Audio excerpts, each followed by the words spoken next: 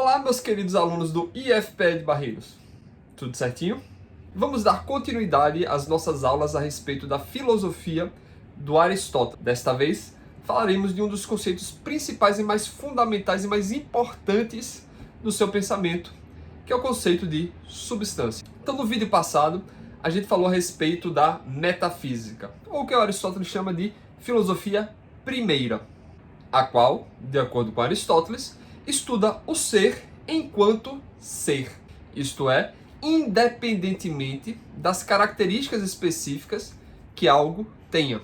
Então, ela estuda o ser na medida em que simplesmente é. Neste sentido, é o estudo mais geral da realidade, que abarca todos os objetos existentes. Então, por exemplo, o livro existe, Sócrates existe, o amor existe, por mais que você pense que não. A raiz quadrada de 2 existe.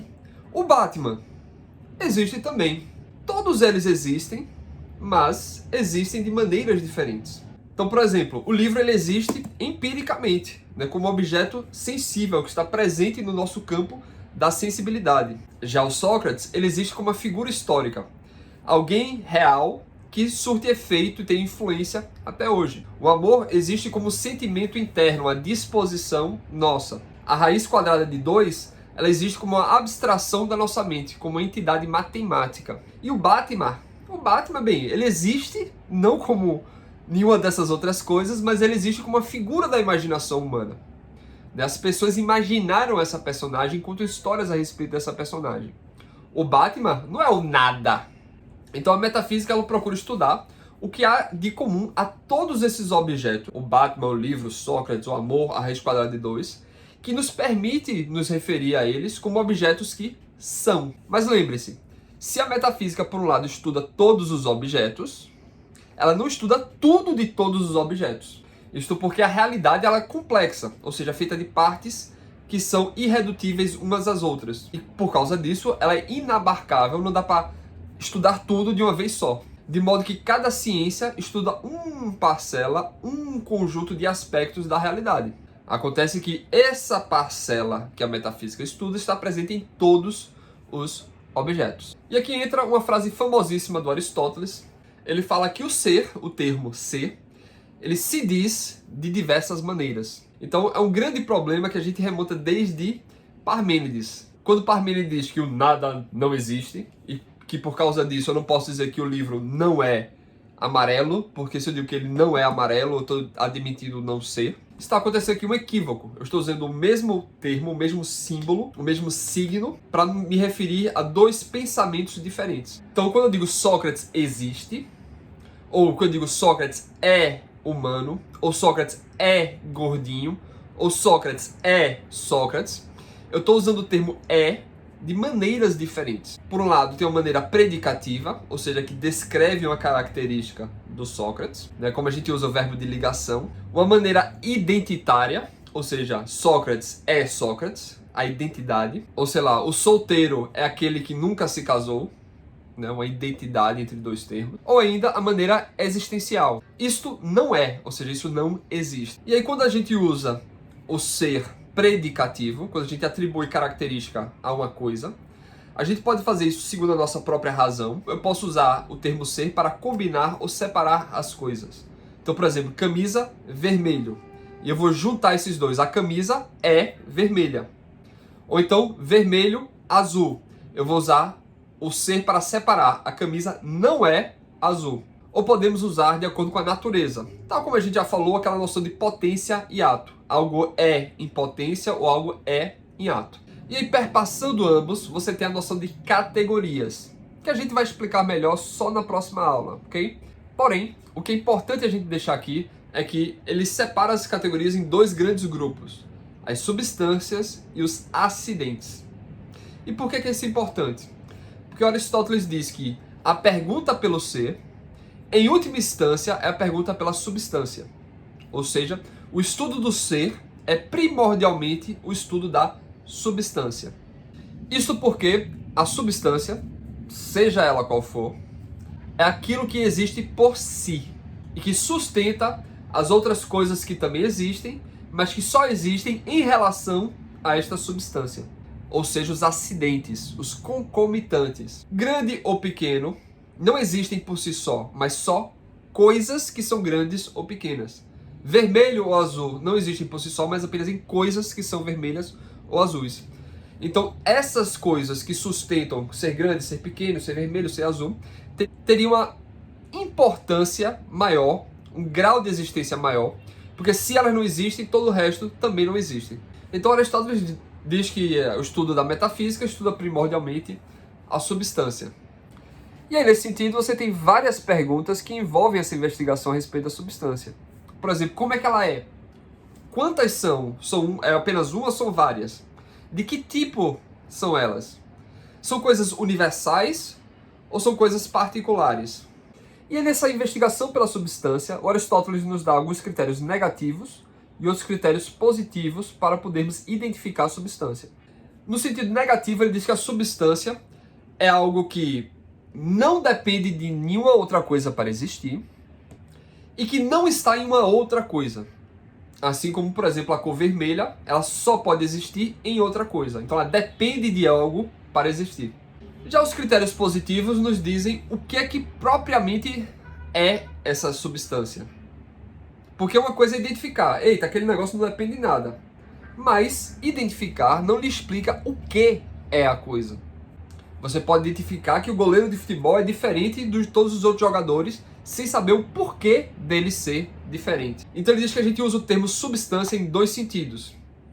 A gente usa a substância para dizer o sujeito fundamental e também para dizer as causas desse sujeito fundamental. Né? O sujeito fundamental é identificar e as causas é explicar o porquê dele ser um sujeito fundamental. Então o sujeito fundamental é um critério negativo e as causas é o critério positivo. E nessa linha de estudos, ele nos dá dois sentidos do uso de substância. O primeiro, negativo, é o sujeito fundamental. Ou seja, a gente identifica aquilo como diferente de todos os demais, que tem uma existência própria.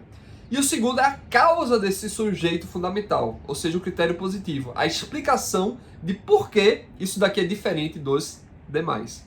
Quando a gente usa no sentido de sujeito fundamental, a gente está falando da substância primeira. Algo que recebe os predicados, mas não predica nada. Ou seja, ela é explicada, ela possui características, mas ela não é característica de nenhuma outra coisa. Ela pode receber características contrárias. Ela pode ser quente ou fria. Obviamente não no mesmo momento, mas em momentos diferentes. E é esse sujeito fundamental que possibilita a existência das demais características. Já no sentido positivo, que seria a essência e a forma do sujeito, né, o porquê dele ser um sujeito fundamental, a gente vai explicar melhor esse ponto na próxima aula, mas seria a junção de espécie e gênero que explicam o porquê dessa substância primeira ser deste tipo e não de outro. Então perceba que ele fala da questão de sujeito fundamental. Isto porque muitas coisas podem ser sujeitos. Por exemplo, a gente pode falar assim, o amarelo escureceu. O amarelo é o sujeito do processo de escurecer. Porém, ele não é o sujeito fundamental, porque o amarelo ele precisa estar em alguma outra coisa para ele poder escurecer. Ele não consegue existir por si só e escurecer. Então, basta ser qualquer sujeito, mas o sujeito fundamental de todos os outros sujeitos. E ele fala de 3 candidatos plausíveis e importantes, que são fortes candidatos para serem a substância, ou seja, o sujeito fundamental. A matéria, a forma ou o composto de matéria e forma. E aí o que ele diz? Não pode ser a matéria separada, a matéria por si só, porque a matéria não é algo individualizado e não é algo diferenciado. A matéria sem forma, ela não é nada em específico. Ela não tem uma individualidade que separa e distingue das demais. E a substância, diz ele, é algo que existe por si e distinto dos demais. Por outro lado, não pode ser também a forma pura e separada. Isto porque a forma pura e separada por si só é algo geral e se aplica a muitos indivíduos. E por outro lado, não pode ser meramente o composto de matéria e forma, porque composto é feito de duas coisas, Então não é nenhum e nem outro. Perceba que, por exemplo, a causa eficiente, né, ou seja, aquilo que faz um composto surgir, ele não produz nem a matéria, que sempre existiu, e nem produz a forma, que também já existia. Mas ele faz o que? Ele junta essas duas coisas em um composto único. Mas quando a gente faz essa junção, nós nos referimos à junção não pela matéria, mas pela forma. Quando a gente fala da estátua que é feita de ouro, a gente diz que ela é uma estátua dourada, ou que é uma estátua prateada, ou que é uma estátua bronzeada. Ou seja, a forma desse composto é a parte mais importante desse composto. Então, o Aristóteles diz que a substância é a forma, mas não a forma isolada, pairando por aí, porém a forma de um composto. Eis que nós temos a substância primeira, ou seja, que essa forma do composto, o aspecto que individualiza algo, separando e distinguindo dos demais. E temos também a substância segunda, que é o gênero e a espécie, ou seja, o porquê, a explicação de o que diabos é esse negócio separado dos demais. Isto porque Aristóteles diz que a substância é como se fosse um princípio, uma causa de organização da matéria. Ou seja, é aquele aspecto organizador da matéria. O que fez com que essa matéria seja algo e não um outro algo. Então, a substância ela é a estrutura, é a forma de um composto de matéria e forma. É a primeira causa disto ser algo. É a natureza deste algo. E é importante dizer que essa forma do composto não é um elemento, mas é justamente um princípio de organização dos elementos. Então, por exemplo, a forma do bronze não é simplesmente um elemento. Os elementos são o cobre, o estanho e aqueles demais outros elementos. O bronze é a maneira de organizar o cobre, o estanho e os demais elementos. Ou seja, é a forma desses materiais, é a organização desses materiais de uma maneira e não de outra. E essa organização não é ela própria um elemento. Então não é como se você tivesse o cobre, o estanho, o bronze e você vai juntar os três. Mas você tem o cobre, o estanho e a forma de bronze é a maneira de organizar os dois. E aí por que a forma tem uma primazia perante a matéria? Isso porque a espécie ela não depende de nenhuma matéria específica para existir. O bronze não precisa daquele cobre e nem daquele estanho, mas qualquer cobre e qualquer estanho organizado daquela maneira. E aí cuidado, né? Porque por um outro lado a gente pode dizer, certo, mas a matéria pode também assumir diversas formas diferentes, não é isso? Isto porque com aquele mesmo bronze você pode fazer uma estátua, você pode fazer uma lança, você pode fazer um brinco, enfim, muitas outras coisas. Então será que o bronze não existe independentemente das formas que ele vai assumir? E aí a gente volta para aquele negócio dos níveis de forma e matéria. Porque o bronze, ele é matéria da forma de estátua ou da forma de brinco. Mas o bronze só é bronze porque antes de ser matéria de outras coisas, ele já é em si mesmo uma forma. Ele é o quê? A forma do cobre e do estanho. Então, essa pré-existência do bronze em relação a outras formas só pode acontecer porque o bronze é ele próprio uma forma de outras matérias. Então é por isso que a forma tem uma primazia perante a matéria. E além disso, a forma não sendo apenas um elemento de um composto individual, ela não pode ser vista como algo acidental do composto individual. Algo que esse composto pode ter ou não ter. Mas ao contrário, a forma, a maneira de organizar é aquilo que confere existência ao próprio objeto. Como a gente falou, um quadrado só é quadrado porque ele tem 4 lados iguais. Não é que um quadrado pode às vezes ter, às vezes não ter 4 lados iguais. Então veja, a matéria, o bronze, ele faz parte do composto de estátua, mas não é a estátua enquanto forma. A gente não diz, isso é um bronze. A gente diz, isso é uma estátua que é feita de bronze. Então lembrando, a forma não é a coisa, mas é a maneira de ser desta coisa. É o modo de organizar esta matéria, fazendo com que ela seja um composto individual que é funcional e é existente e é autônomo. Então, se a forma é o que faz com que os indivíduos sejam o que eles são a substância desses indivíduos. E aí tem mais um fator complicador, porque o Aristóteles ele usa o termo eidos, espécie, em dois sentidos. Um sentido ontológico e outro sentido lógico. Então, no sentido ontológico, ele usa espécie, eidos, como a forma da matéria. Ou seja, o que é que faz com que algo seja uma substância individual.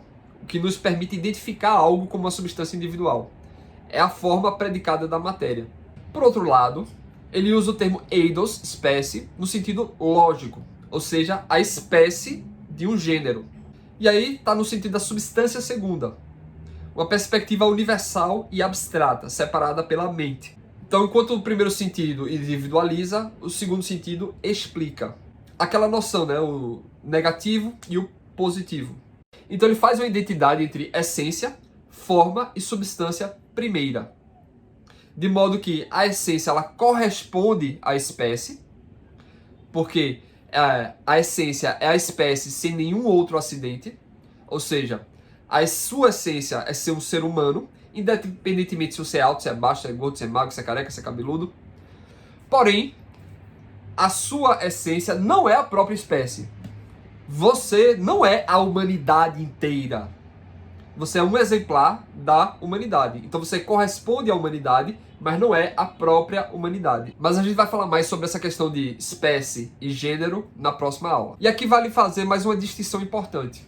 A diferença entre essência e propriedade. As propriedades, para Aristóteles, são coisas que derivam da essência, mas não são a própria essência. Então, por exemplo, a essência do ser humano é ser um animal pensante. E aí, quais são as propriedades de um animal pensante? Uma propriedade é você contar piada e rir de piada. Apenas seres pensantes contam piadas e riem de piadas. Isso é uma propriedade, é próprio do ser pensante fazer isso. Perceba que isso é diferente de ser cabeludo ou ser careca. Ter ou não ter cabelo não é uma relação que deriva diretamente do fato de você ser pensante ou não. Ou seja, é algo meramente concomitante, algo meramente acidental. Já rir ou não rir é uma derivação da própria essência do que é ser um ser pensante. Porém, a propriedade não é essência, porque essa propriedade deriva do fato da essência. Então a essência é anterior à propriedade. A propriedade só pode existir porque antes ele possui essa essência. Então primeiro ele é um ser pensante e depois ele pode usar esse pensamento para contar piadinhas e para rir ou não rir. Ou seja, só podemos rir se formos antes pensantes. Então a essência tem uma primazia perante a propriedade. Esse assunto é complicado, é pesado, né? Mas não se preocupe não, vocês vão se acostumando, vão pegando, e na medida que a gente vai vendo o Aristóteles aplicar esses conceitos para assuntos específicos, talvez vá ficando mais claro.